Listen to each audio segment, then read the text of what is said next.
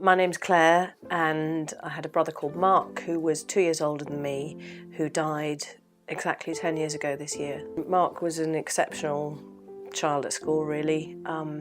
He got 4 A's at A-level at the age of 15, and he got a scholarship to Oxford University to read chemistry, and he waited a year until he was 16 before he went.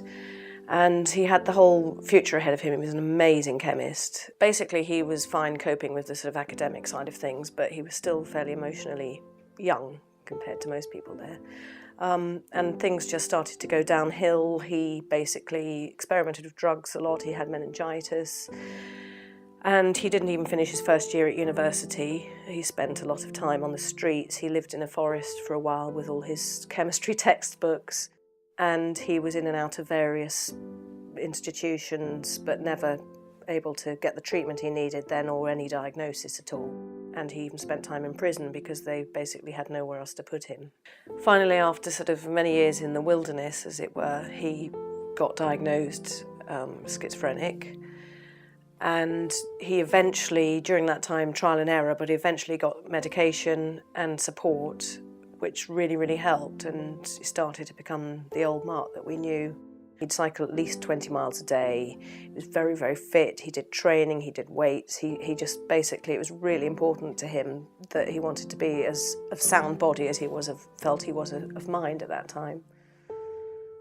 Mark was 44 when he died, completely and utterly unexpectedly. In the last few months of his life, he was under quite a lot of stress for various reasons. And unbeknown to me, until after he died, he'd been to his doctor several times complaining of chest pains. And each time he was sent home, and on the last day of his life, he went to the doctor, was sent home, and that night he got up in the night and died of a massive heart attack. And the doctor had neither listened nor taken him seriously. And if he had, he'd be alive today.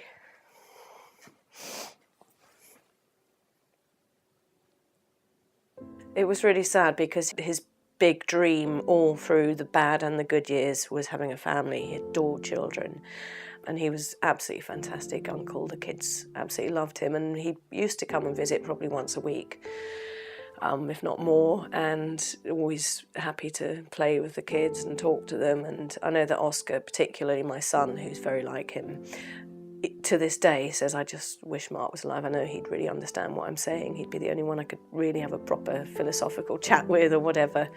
It's a massive loss, really, both to the kids and to him, because he never got to see them grow up.